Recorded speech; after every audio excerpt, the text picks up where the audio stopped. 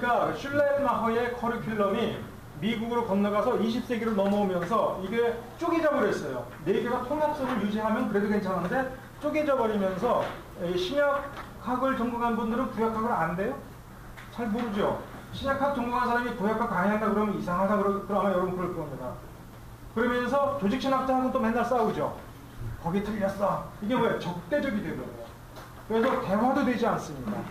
그러면서 조직신학자가 혹은 역사신학자가 동정녀 탄생을 나는 믿어. 성경의 영감 믿어. 그러면 성경신학에서는 저 구닥다리가 있나.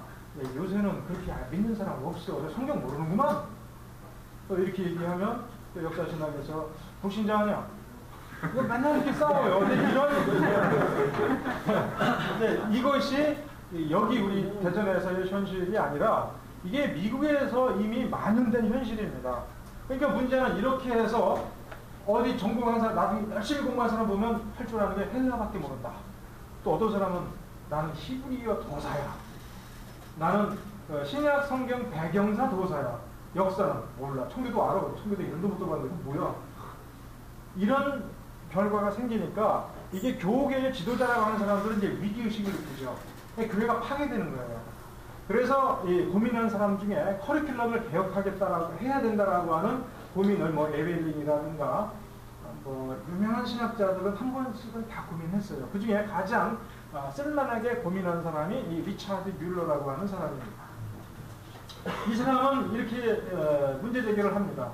신학 교과 과정은 결과지향적 교육을 해야 된다. 신학 교육은 결과지향적 교육의 유기체다. 즉 지금 뭘 배웠느냐가 하나도 중요한 게 아니다. 지금 무엇을 전공했느냐가 중요한 것이 아니다. 전공을 다 마치고 나서 교회에 돌아가서 그가 무엇을 할 수 있는가를 봐야 된다. 그래서 그렇게 할 수 있도록 커리큘럼을 조절을 해야 됩니다. 그런데 현실적으로는 서로 상관이 없는 개별 왕국처럼 분리되어서 돌아가고 있는 것이 오늘날의 현재고, 따라서 이 참으로 유능한 종합인으로 성장할 수 없는 교육이 지금 전개되고 있다.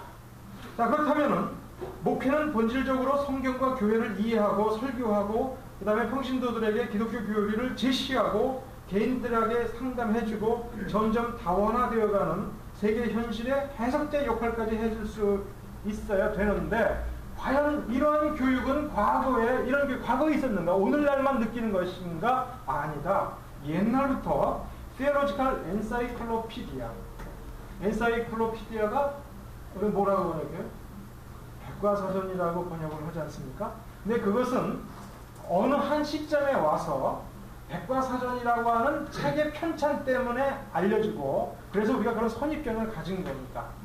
백과사전이라고 하는 것으로 편찬되기 이전에 3세기, 4세기, 5세기 때에 이 엔사이클로피디아가 가지고 있는 개념은 책이 아니었다 이거예요.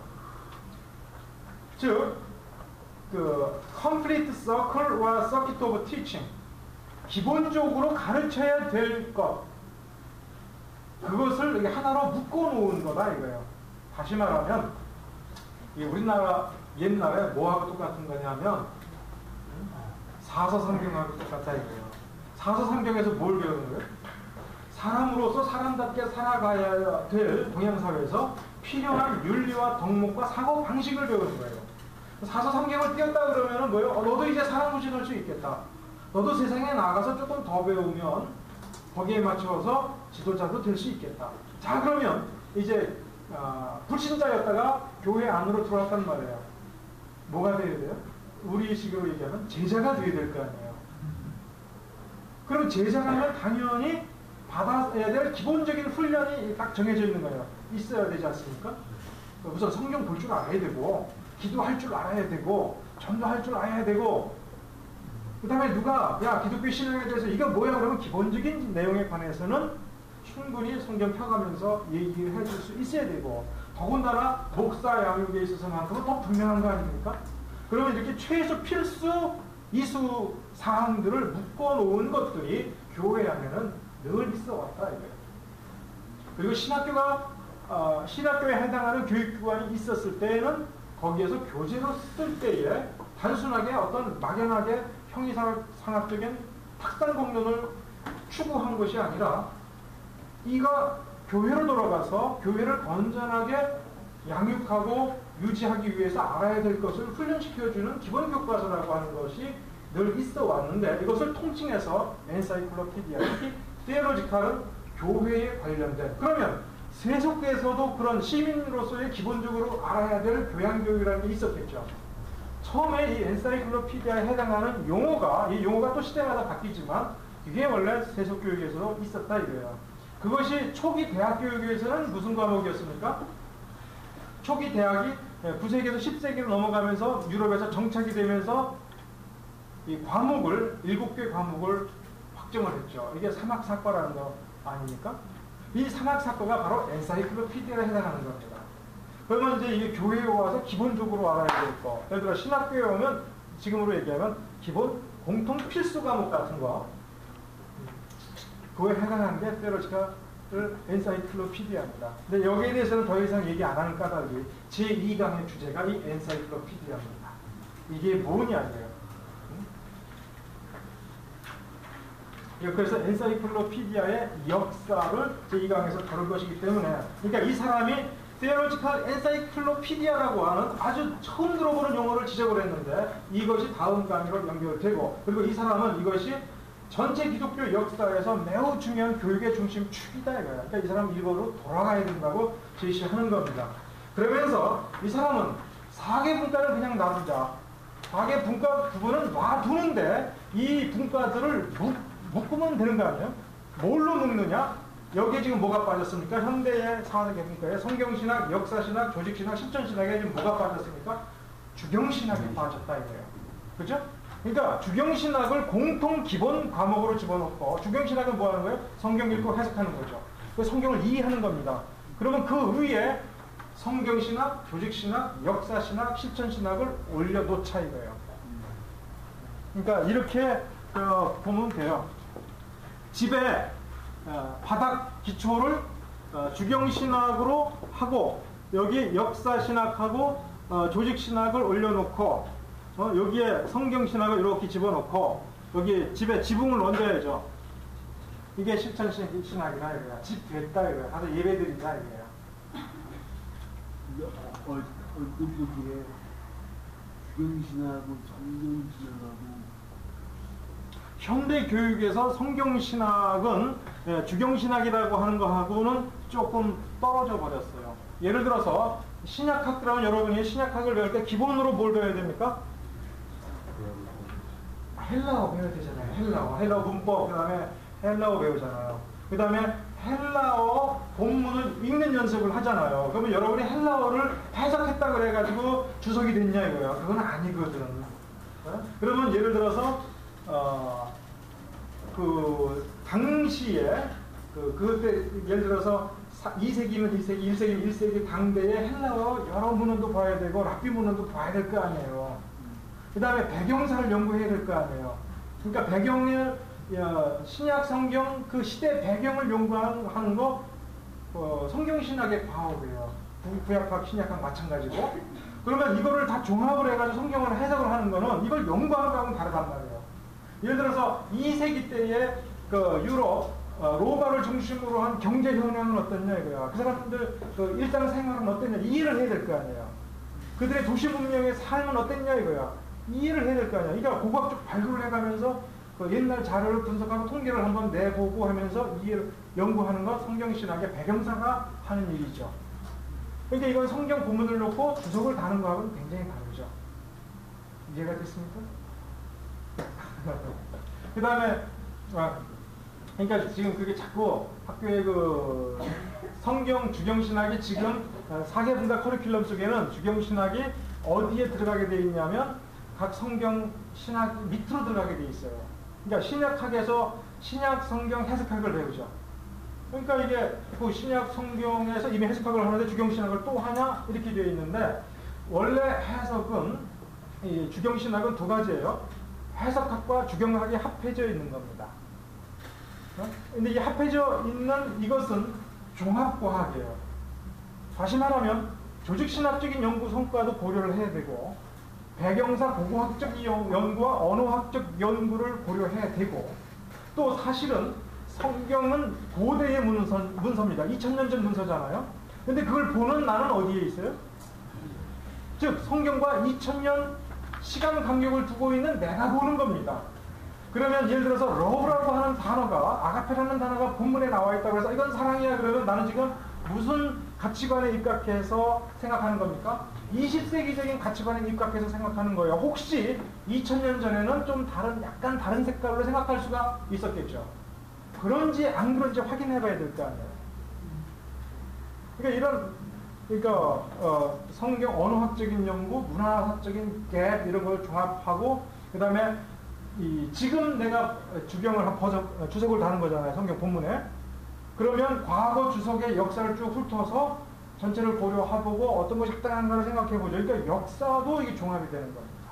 그 다음에 이거를 가지고 실천할 교인들의 지금 처지와 삶의 정황을 고려하면서 해석해서 제시해줘야 되는 거 아닙니까? 그러니까 우리가 주석이라고 하는 걸 여러분은 어디서 봤냐면 맨날 저기 참고문헌실에 가가지고 주석 책으로만 본 거예요.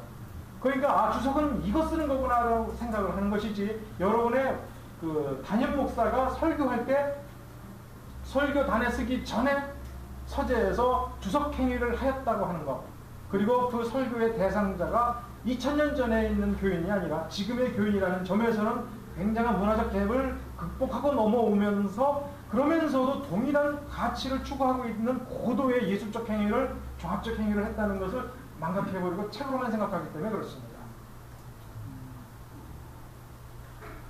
그렇죠? 듣고 보니 좀 그렇죠? 교수님, 그게 저희 종합적인 예술을 하려면 어떤 지금 중용신학의 기초로 우리가 배워야 되는 그걸 배우려고 하면 어떤 책들을 통해서 볼 수 있습니다.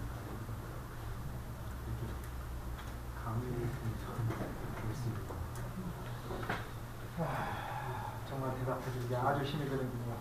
그게 지금 이 부분에 리차드 밀러의 고민도 그겁니다. 그리고 그 고민은 아직 끝나지 않았고 또 우리 시대의 고민이고, 그럼 지금 당장 급한데라고 하는데, 사실 이 늘빛 신학 강좌가 오늘 혹은 이번 강좌만이 아니라 벌써 몇 년 해오지 않습니까? 그리고 영어도 하지 않습니까? 근데 영어가 그 학원에서 강의하듯이 영어 강의하지 않지 않습니까? 텍스트 하나 놓고서 이건 막 문법을 적응하면서 고려하고 하는데, 이렇게 하는 이유가 뭐냐면 과거에 바로 이 성경 해석학, 주경학을 놓고 고민하고 신학을 놓고 고민하면서 이거를, 그러니까 신학교를 세우면 또 모르지만 이 짧은 시간에 몇 시간 만나지 않는 이 강좌를 통해서 이 고민을 해결하기 위해서 바로, 그러니까 여러분은 내가 처음에도 얘기했죠. 영어 문장을 해석하고 그걸 가르치면서 여러분은 논리학과 해석학 이걸 다 만나는 겁니다. 그렇게 했지 않습니까? 현재로서는 현실적인 것은 일단 그렇게 훈련해 나가는 것. 그리고 여러분이 그 영어 문장을 대충 이건 이럴 뜻이구나 하고 넘어가는 것이 아니라 왜 이럴 뜻이 될까? 이게 정확하게 맞는가? 그 근거는 어디에 있는가를 한 번 더 따져보고 또 사전을 찾아보고 할 때에 바로 여러분은 주석가로서의 기본 훈련을 받아가는 겁니다. 유럽대학도 원래 처음부터 그렇게 기초교육을 가르쳤습니다. 단 유럽대학의 옛날 중세 유럽대학은 시간을 최소 16년에서 20년의 시간을 놓고서 보고서 가르쳤기 때문에 한 단계 한 단계 확인해가면서 천천히 나갈 수가 있었죠. 근데 우리는 그렇게는 못하니까 이렇게 압축해서라도 해왔던 겁니다. 자, 10쪽에 그럼 조직신학이라고 하는 건 뭐냐? 그러니까 여기서 역사신학은 여기 이 사람이 4개 분과를 설명할 때, 첫째, 성경신학, 역사신학, 조직신학, 실전신학이라는 그 분과 구분은 그대로 놔두지만 이 분과의 정의와 인물을 조금 바꿨습니다.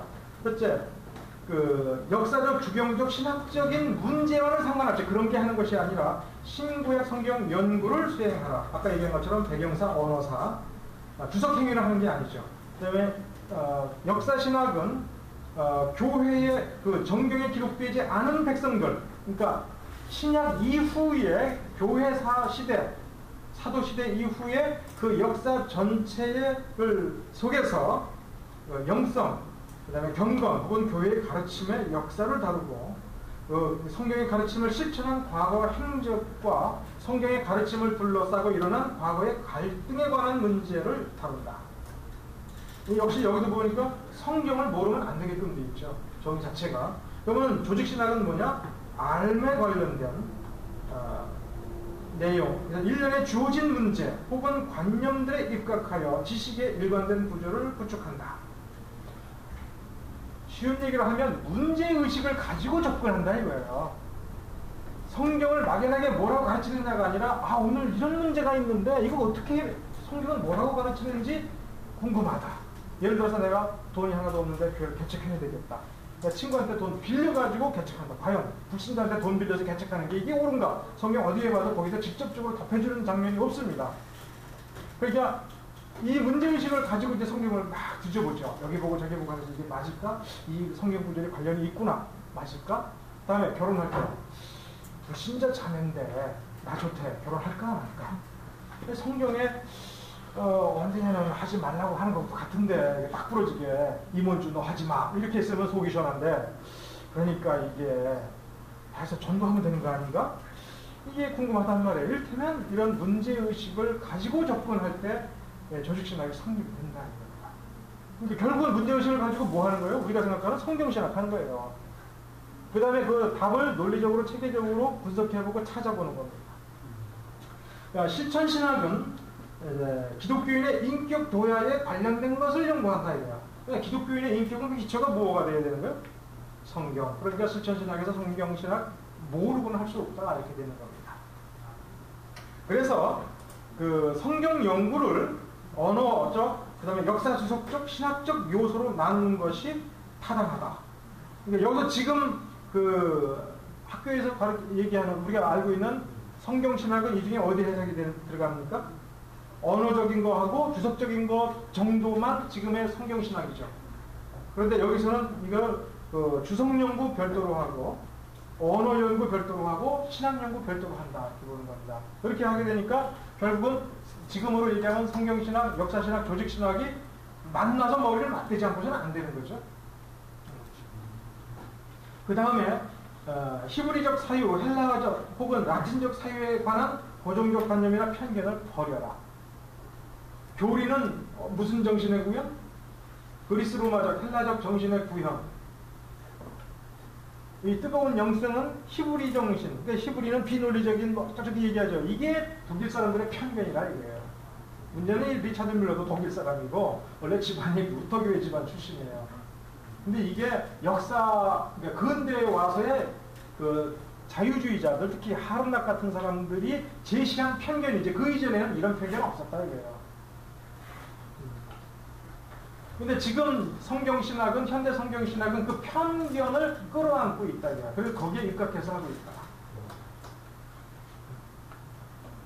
그래서 그 뒷부분은 여러분들이 읽어보면은 일단 이해가 될 거고, 이해가 안 되면 다음 시간에 일단 우리가 질문하고 토론하고. 왜 그러냐면 지금 우리가 이 제1강의 목적은 우리가 그 현대신학 교육, 무슨 커리큘럼 연구 과정에 있는 박사과정에 있는 사람들처럼 새로운 커리큘럼을 만들자가 아니라 지금 우리 주변을 관통하고 있는 신학의 분과 개념들, 그리고 각 역사신학, 조직신학, 성경신학이 가지고 있는 편견들이 기본적으로 뭐였는가를 그걸 확인하는 것입니다.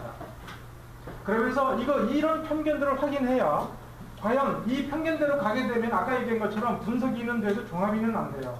교회에 유익한 사람이 될 가능성이 부족하다는 걸 확인했다면 그것을 극복하기 위한 무엇인가를 찾아야겠다는 염두에 두고 이제 계속해서 우리는 그럼 신학을 어떻게 해야 될 것인가, 어떻게 정의를 내리고 어떻게 접근해야 될 것인가에 관하여 그 기본 어떤 준비가 있어야 되는가에 관하여 이제 앞으로 계속 논한다 하는 것입니다. 그것이 목적이기 때문에 그 맨 뒷부분은 자세히 다루지 않았습니다. 그런데 여러분도 그래도 이거 한 가지는 아마 눈치를 챘을 것입니다. 여기 이 강좌에서는 어쨌든 지금 시대에 유명한 누군가를 쫓아가는 것이 아니라 비판적으로 극복하고 단순히 이 시대에 유행할 수 있는 신학이 아니라 초대교회에서부터 지금까지 관통할 수 있는, 그러면서 동일하게 어떤 무장된 건전한 신학인이요 또 교회인으로서 성숙할 수 있는 그 무엇인가 맥을 찾고자 하는 시도라고 하는 것을 여러분 이해했을 것입니다. 자, 시간이 이제 아직 조금 남았는데 일단 질문